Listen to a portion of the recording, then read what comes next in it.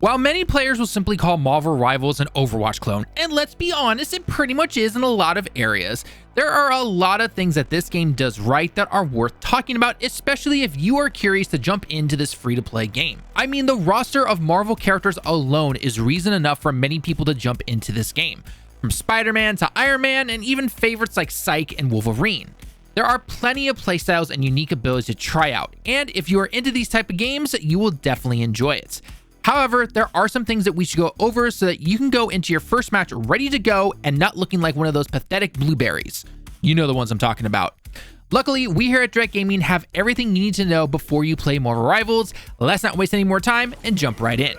Now, since there is a lot to cover in this game, we're going to go in the following order. First, we're going to cover the basics of the game, including game modes, different character types, and how just in general things work.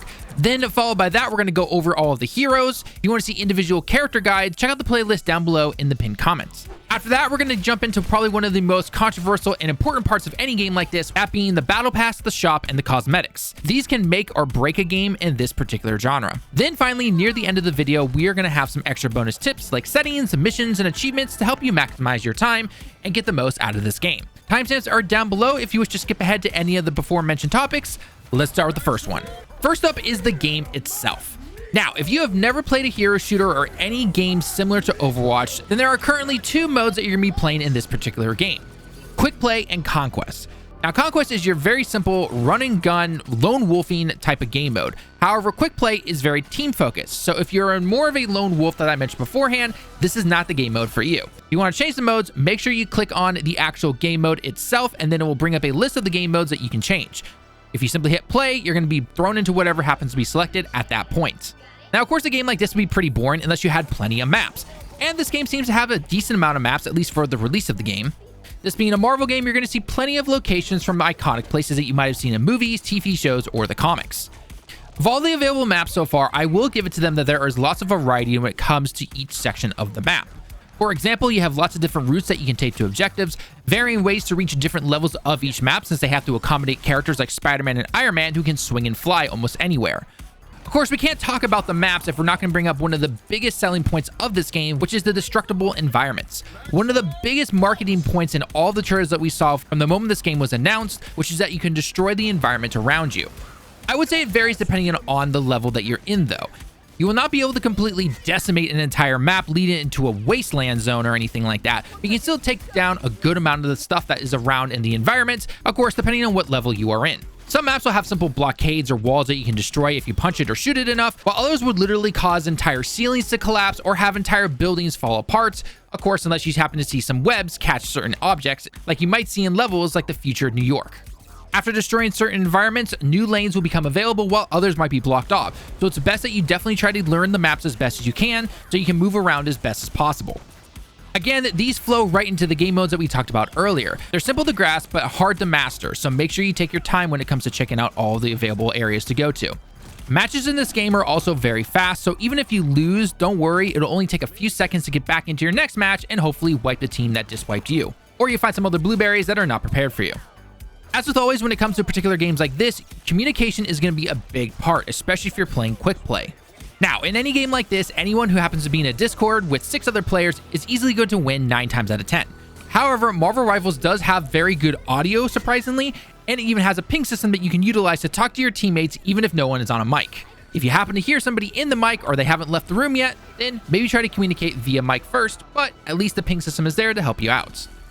Overall, Marvel Rivals is a very simplified game. There's no single player, there's no story mode, at least of right now. You simply jump into a match with your favorite character and go at it. Speaking of those characters, let's move away from game modes and talk about the heroes themselves. You have no doubt seen some of the classic Marvel characters throughout all the trailers. Big hitters like Iron Man, Captain America, and Spider-Man, just to name a few. You will also get characters probably only known to the comic community like Jeff the Shark or Luna Snow. There are tons of characters to choose from when it comes to a game like this, and rightfully so. We expect that from this type of game. So pick whoever you think might look cool or you think it could be a fun playstyle for you, assuming your teammates don't actually pick that character first, and just go at it. Learn these characters as best you can. However, that can be a little intimidating if you've never played a game like this. There are over 30 characters in this game, and of course we should be expecting more as time goes on. But all characters are broken down into 3 categories. Let's quickly go over those. The first category to talk about is Vanguard. Vanguard characters are your frontline type of characters who can take hits, are great at defense, and protect your teammates. The downside of these characters, however, though, is that they are generally slow. Overall, they can still be pretty powerful when you get up close into a 1v1 fight, but be careful as people can kind of pick you apart if you're not careful. The next category is Duelists, who are fast characters who deal high damage with precision. They can be taken down a lot faster than your Vanguard characters, so make sure you're careful not to get too close to big characters. If I had to take a guess, many of these characters will be picked up by a majority of players. It kind of makes sense since the list of this particular category is easily the biggest. The final category to go over is Strategists, who are versatile characters that offer healing and help with crowd control. Now, if you had to ask me right off the bat in terms of who are the easiest characters to pick from, who are the hardest ones, I would definitely say Duelists are going to be your more friendly characters in terms of people who have never played these type of games before.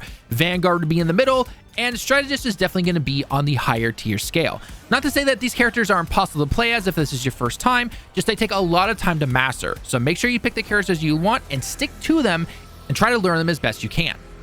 But Talon, I hear you typing in the comments, how can I know what character to pick? There are way too many. Well, lucky for you, I have just the answer.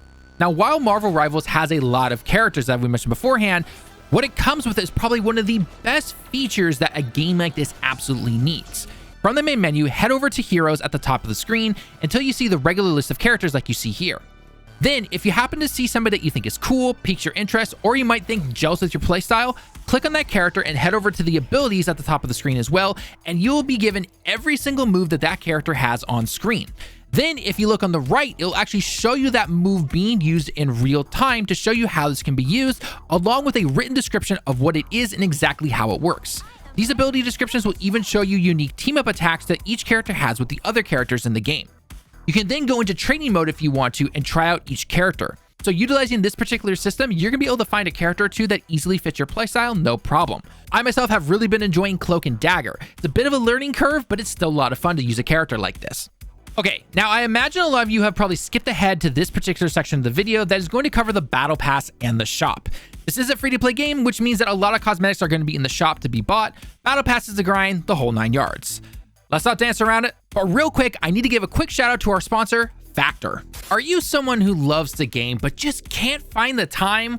Want to finally jump into the brand new game Black Myth Wukong, or maybe just a quick online match with the boys, but that crazy schedule of yours just won't allow it? Whether it be school, full-time job, family, or anything else you can think of, throw on top of that having to make dinner and clean up after, which, let's be honest, nobody likes to do. Well, today is your lucky day. Factor is the best place to get chef-prepared meals on the table in 2 minutes that are not only ready to go, but extremely healthy and tasty. I mean, just look at all these options right here. My personal top 3 picks would have to be the roasted garlic chicken, honey mustard pork chops, and oh, that creamy Parmesan chicken. Yeah, I'm definitely eyeing that one right there.